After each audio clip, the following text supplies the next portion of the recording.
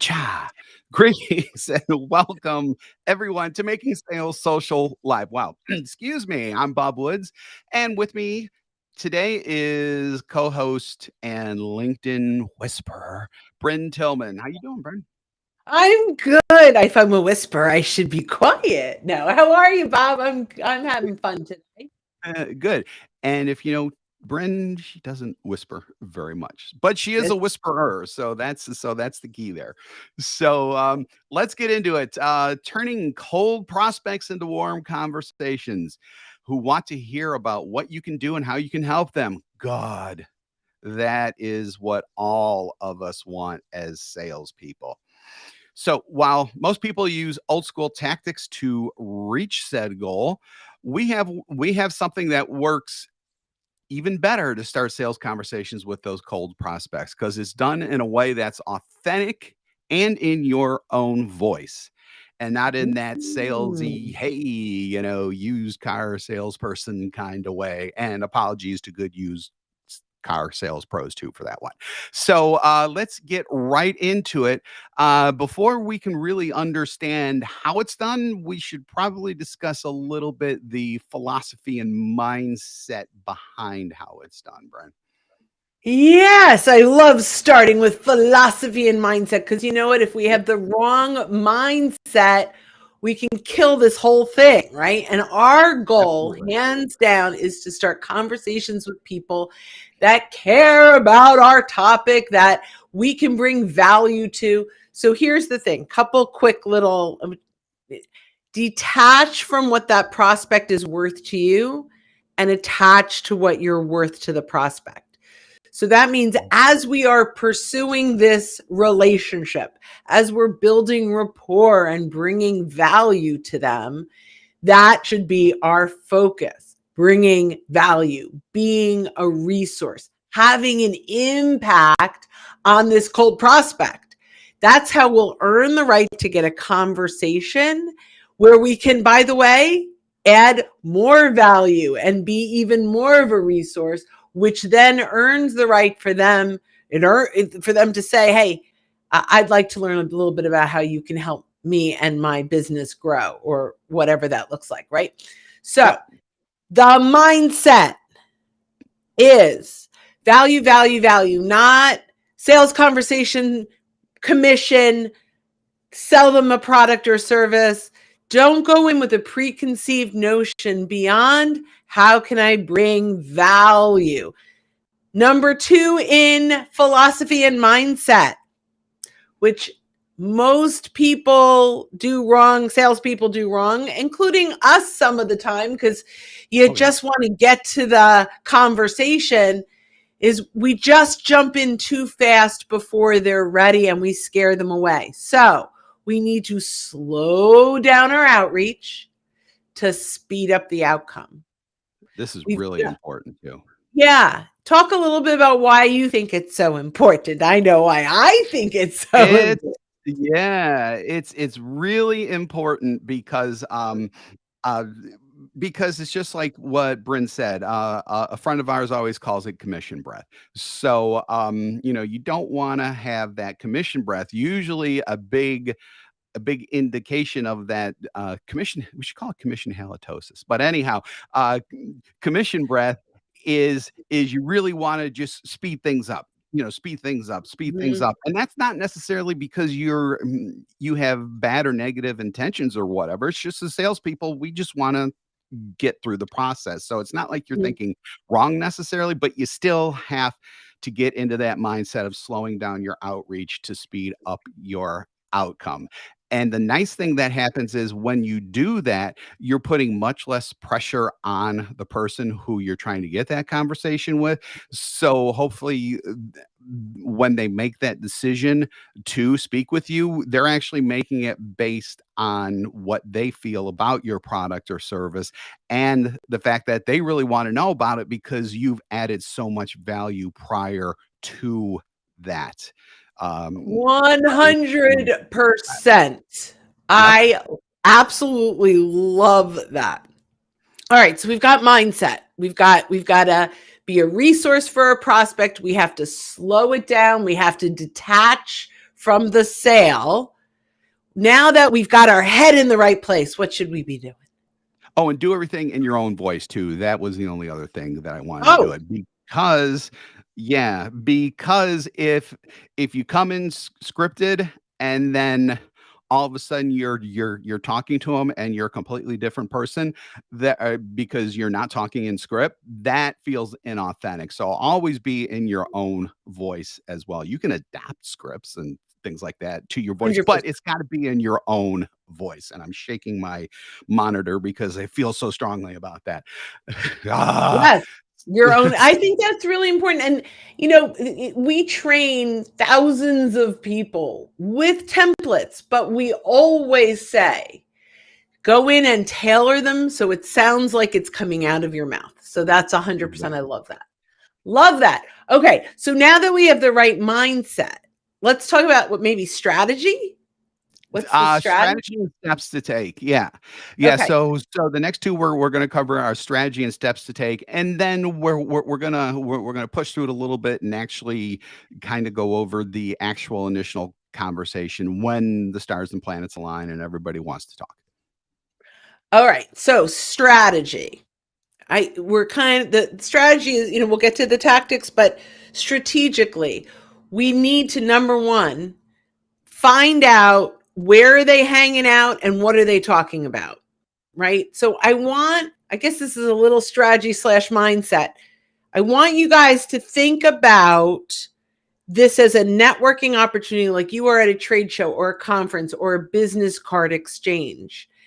And all of these folks are, interested in keynotes and breakouts, and they're engaging on content in a live forum. Well, they're doing this on LinkedIn also. So when we're looking for cold prospects, we'll talk a couple of things, but one of them is figure out where are they hanging out? What authors are they engaging with? What creators, content creators are they hanging out? The other thing is really defining who that ideal person is and searching those folks. And we can search them first degrees. Now we're saying cold. So you might say, well, first degree is not cold. Well, my guess is you only know 20% of your connections. So 80% are still cold, right?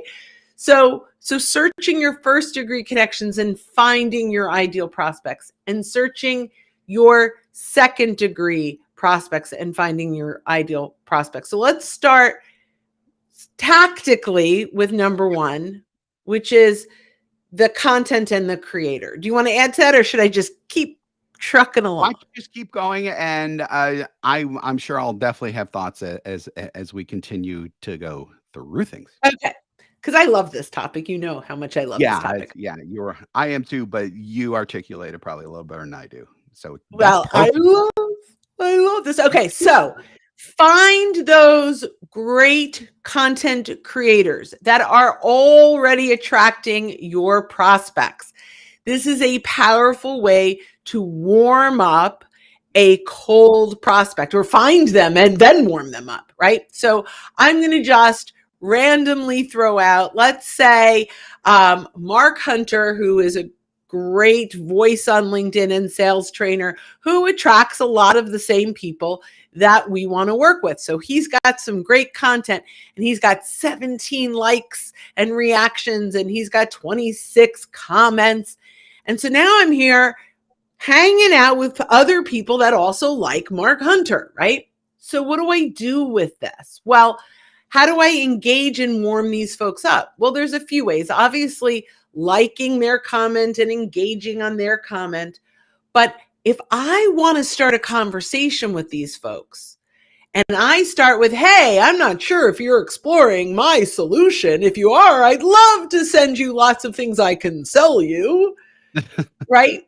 And that's what a lot of people do. However, we can actually kind of leverage the Mark Hunters of the world and say, hey, I'm not sure if you heard his podcast with Meredith last Saturday. It was killer. Here was the topic. These were some of the takeaways. Let's connect. I'm happy to send over a link. And all of a sudden, we're talking about the content that clearly this prospect of mine is interested in, and an author and an influencer. And all of a sudden I can start a conversation around a common topic. So if we were at that conference, it would be the keynote or the breakout session that we're having conversations around. The conversation, again, we've got to slow it down, to slow down the outreach, to speed up the outcome. We can ask them, who else are you following? What are some other topics? At one point, I might say, hey, is social selling of interest to you? I've got lots of content around that. Let me know. Ask permission. Let me know. I'm happy to send some resources around that. But it might be at the fourth touch or the fifth touch. Right. With enough of the right communication and your profile positioned well, many times I don't even have to get to the point where I'm asking them if they're interested. A lot of times they'll say, hey, I noticed on your profile this, because we've had this conversation, and often it leads to that inbound question. Because Right? you're already starting at a common point, a common reference, a common Yes.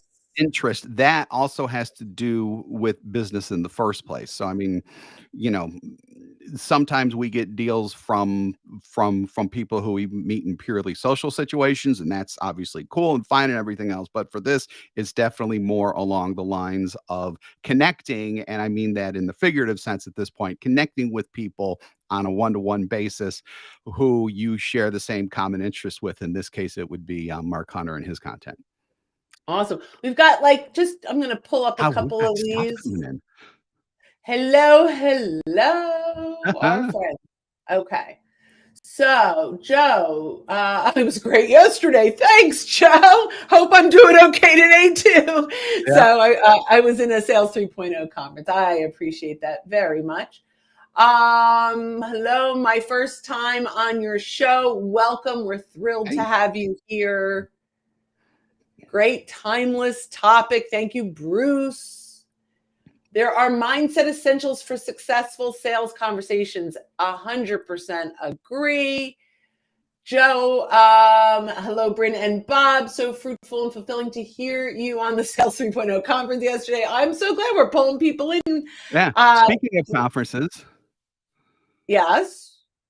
Oh, What no, no, no. about I'm just saying, speaking of conferences, I mean, we were talking about conferences earlier, and we're attracting people from the Sales 3.0 conference. Yep, that's awesome. That's awesome. Okay. Engagement doesn't mean small talk. It means meaningful discussion of mutual value. Be a go-giver, not a go-taker, or a go-getter. I love it, Joe. Amen. We are huge, like with the biggest capital H in the entire world, Bob Burg fans. I think he's one of the greatest human beings alive today. I'm in his mastermind, the Go Giver Success Alliance. If anyone's interested in that, drop me a note. It's an amazing place to be. And our last one here. Okay. Well, just lots of hellos and thank you. So we've talked about one of them. We talked about, the conference on LinkedIn, right? The follower. The next one, I guess, is our first degree connections, right? So let's search our first degree connections and identify who it is that we've been ignoring. Now, again, we want to slow this down, but we could do this through exporting our connections or actually doing a really specific search on LinkedIn using the first degree filter. So now we start to, let's say you want CEOs in the hospital and healthcare industry. Whatever it is, like you break it down, and wellness or whatever that is, and you break it down and you find out you've got 18 first degree connections that match your criteria. My guess is, let's say 20, because I'm better at math when it's a round number. So, you may really actually know 4 of them. And then there are 16 people that you're already connected to that are still kind of cold, even though at one time. Now, before you reach out to them, check when did you connect? And you can do that by clicking on their contact information and looking at the date. Click on messages and see if you've had any message exchange. Maybe it'll be a reminder of how you connected. Check on your shared connections, right? See who you have in common. Take a look at the people they're following, the influencers in their life. It's all the way down at the bottom. Look at who's recommended them on LinkedIn. Look at the content they've added to their featured section and in their activity. All of those things that I just listed are triggers to start conversations, opportunities to start conversations. If they have activity or they have content that they've shared, this is where we slow it down, right? So maybe they shared content on HIPAA laws. I'm just going with the healthcare thing, right? They've shared, Sure. and that's the content they've shared. Go out and find additional content on that topic and reach out to them and say, hey, Fred, it's been a long time since we last connected. When I came across this HIPAA law thing and I saw you had shared some content around that, and I thought you might find some value from it. Here were some of the takeaways. If you're interested, let me know. I'm happy to send you a link. And we're starting to warm up this cold prospect, but it's not around our products and services. It's around topics that she or he cares about, right? Really, really important. Yep. You want to add to that, or should I jump into number 3? No, I mean, yeah, you definitely went through everything again. It's just about, connecting on that personal level with a business related type of thing and taking the conversation from there essentially. Absolutely. So, number 3, if it's a second degree connection, right? So, this is Mhm. someone that we have a shared connection with. How do we warm them up? Well, the first and easiest way, well, I'm not going to say easiest way, most effective way is to reach out to your shared connection or Mhm. connections with a quick little note that says, hey, I'm looking to talk with Fred in the next coming weeks or so. I noticed you're a connection. I'm wondering, how well do you know him? And if you have any insights you might be able to share. And so now you talk to Bob, who knows Fred, and he goes, oh, I worked with him years ago. He's a great guy. Maybe he shares a couple little things on him, and I'll say, should I tell him you said hello? And I go, hey, Fred, Bob Woods and I were chatting the other day on LinkedIn, and your name came up in our conversation. He says hello.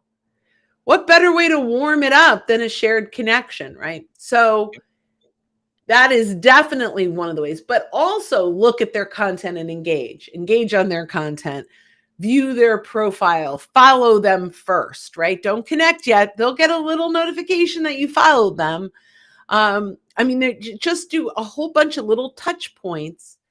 And one last thing, ask for, first or second, ask for their perspective on something, a vote on a poll, or a little comment on content that you put out there. Yep. Yeah. So Yeah. you So, and then, you can do the same type of thing with a first degree connection too, except you don't have to go through some of those preliminary steps. Like if you just put out a poll, you can just message them directly and ask for their one click comment on their on the poll that you did too, even if you haven't, warming the whole thing up as well if you haven't communicated with a first degree connection for a while either. So that's great. So Joe asks, is there a worksheet or notes on this? So we highly recommend that you sign up for our free library. Oops, wrong one. That's Hold not on. it. Free library. You could sign up for that one too at linkedinlibrary.com. Lots of resources, lots of downloads. I'm sure this content is in there somewhere. We have so But much. yeah, we do. We have a lot of content. So it's totally free, linkedinlibrary.com. And Joe, reach out to me on LinkedIn. We'll try to get a transcription of this as well. Yep. All right, let's take it in for a landing, my Let's friend. take it in let's have let's just talk really quick about that initial conversation though. So you got this person on there. It's not really a discovery call, at least the way that we believe in it. Like like IT always has discovery calls and things like that, where you're hammering people with questions and you're putting people on the spot. We like to think of them more as discovery calls. Well, I wouldn't even go to discovery call yet. Exactly. Let's say discovery-ish. Yeah, discovery-ish. And the reason is the goal of this call is not just for us to learn about them, but for us to bring insights to them, right? And so Insightful. that, right? So the concept really is question, answer, insight. Question, answer, insight. So don't ask a question that you don't have insights to bring to the conversation. Because unless they raise their hand and said, I want, we're searching, we're looking for solutions like yours, can we talk? If it's all come in through, this warm networking, make sure you don't jump into the pitch too soon. And then the goal of that call is, if you hear that there are some opportunities, you want to essentially ask them if they're interested in exploring at the end. Do not bait and switch that call, though. Do not go Right. into sales mode. And sometimes, and the reason, even though what we call discovery is different than what's out in the world, because discovery out in the world is mostly, I need to find information so I can help sell you. Our discovery is to find information to help them.